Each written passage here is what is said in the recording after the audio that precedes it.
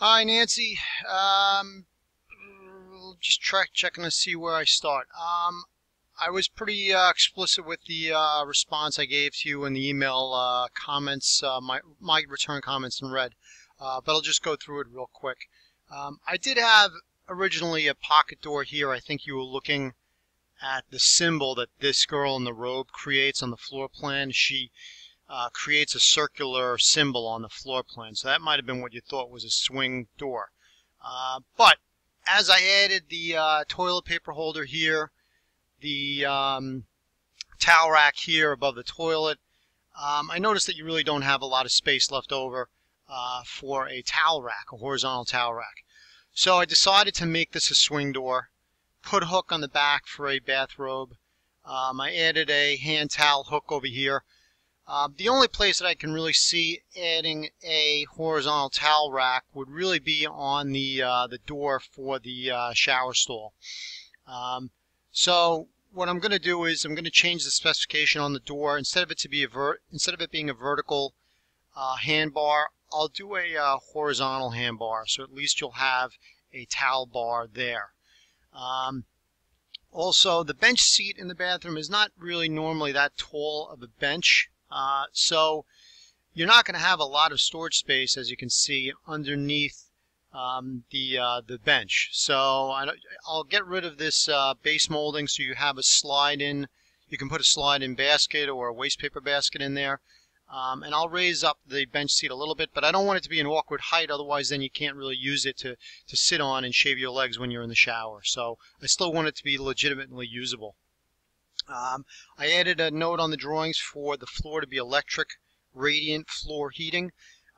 That'll probably be more cost effective than doing a hot water manifold with a dedicated manifold with bringing hot water up just for this one bathroom.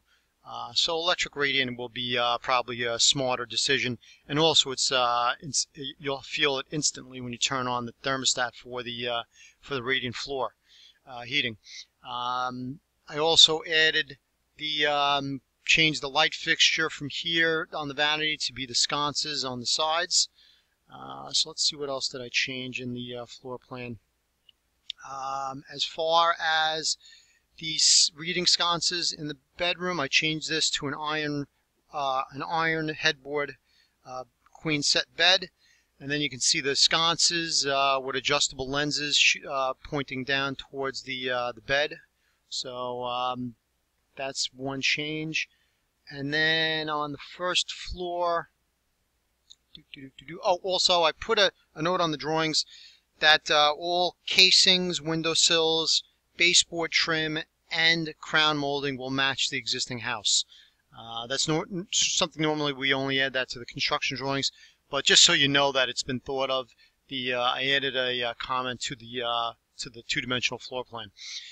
As far as the lighting layout in the kitchen, normally you strategically lay out high hats in a grid walking around the floor plan between the counters. And then you space them right above and centered in front of the refrigerator, the oven, the stove, and the sink. And then you usually have your pendants over the island for task lighting. I have a globe fixture here in the center. Normally I don't do that because you don't want it competing with all the other styles of lights. So it's just a matter of preference. Some people will ask me specifically for a ceiling fan with integrated lighting for the center of the kitchen. So maybe that's something you want to think about.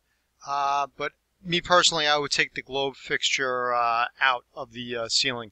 And also don't forget you're going to get substantial lighting from the chandelier in the eat-in kitchen coming through the arched opening. Also for this room, I added the the crown molding in the room to match the rest of the house. The kitchen refrigerator is a standard slide-in. The refrigeration area above, the freezer below. These usually are a little bit larger than the built-in cabinet ones. The built-in cabinet ones, if they want to match the cubic footage inside, they have to have they have to be wider, and then they wind up taking away counter space because they're shallower units. They got to compensate somehow to match the cubic storage space inside. But that's a detail that we can work out later as you decide on what type of appliance you want in the future. This will have the roll down door to cover the counter space when it's not in use. And I agree, maintaining the mudroom rather than losing it for a pantry is a wise idea. So that I definitely agree with you. Let's see, what else was there? All of the closets will have a spec for a wire or MDF shelf and then a closet rod below. If you want to get into something as specific and as detailed as California Closets, I would recommend you do that afterwards with California Closets and maybe their own subcontracting installer, because that's one of those items that I think a contractor is going to charge you, give you a surcharge. You know, if he can get it for $100, he's going to charge you $130 or $150 for the install. That's one of those extras and upgrade items that they make extra money on. So it's probably in your best interest just to have the closets finished as an empty space and then bring in your own sub later on to add your extra items. Same for the pantry. But in the pantry, I put a comment on the drawings, which normally you'll see on the final construction drawings. That's the level of detail we get into later on.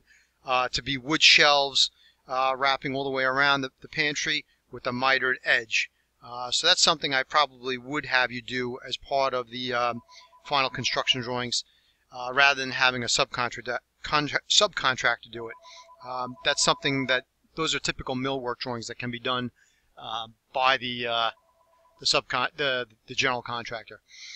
But I think that is everything on the drawings that was on your email. Let me know what questions you have, and I'll mail you a copy of the drawings. Thank you.